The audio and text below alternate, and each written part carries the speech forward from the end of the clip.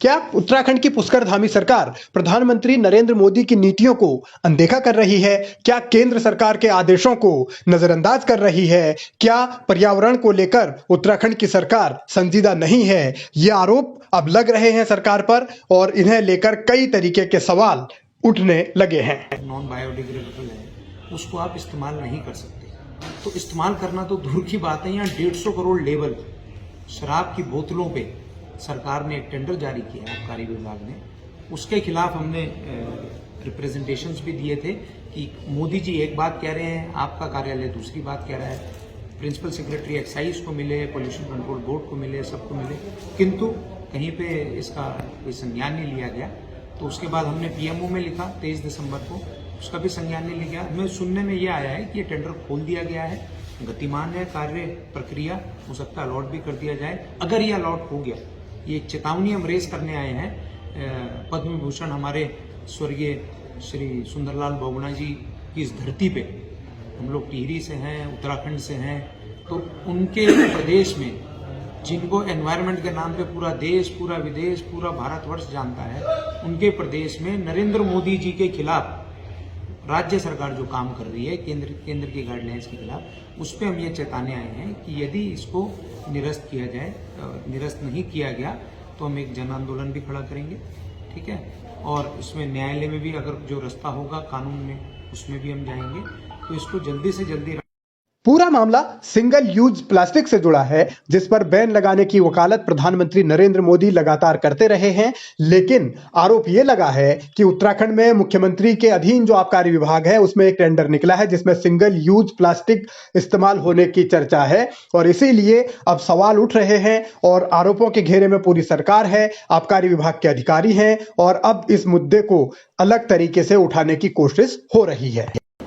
देखिए, single use plastic की नीति केंद्र सरकार के वन और पर्यावरण मंत्रालय ने 30 जून 2022 को निकाला था। 100 माइक्रोन से कम जो है उसको बैन किया था।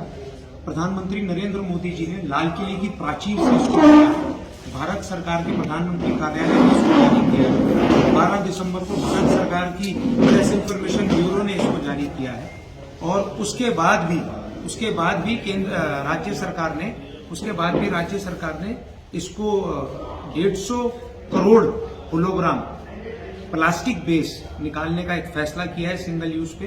ये वो नॉन बायोडिग्रेडेबल प्रोडक्ट है जो हजारों कुंटल प्लास्टिक जब उत्तराखंड के ग्लेशियर्स में और हमारी नदियों में, हमारे पर्यावरण में जब ये जहर की तरह घुलेगा तो हमारे बच्चों की और आपकी और हमारे पर्यावरण की क्या स्थिति है उसका तो भगवान ही मालिक है।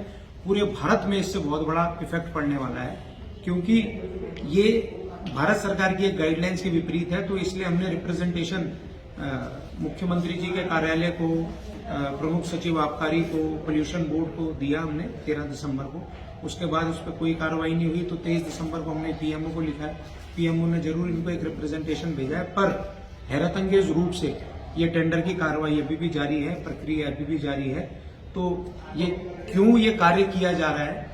मोदी जी के रूल के खिलाफ, केंद्र सरकार के, भारत सरकार के पर्यावरण मंत्रालय के रूल और गाइडलाइंस और एक्ट के खिलाफ एनजीटी का स्पेशल ऑर्डर्स है। NGT versus union of India and Uflex एक कंपनी है, उनके खिलाफ एक उनकी एक कोई संस्था है उत्तराखंड की, उनकी पीआई थी।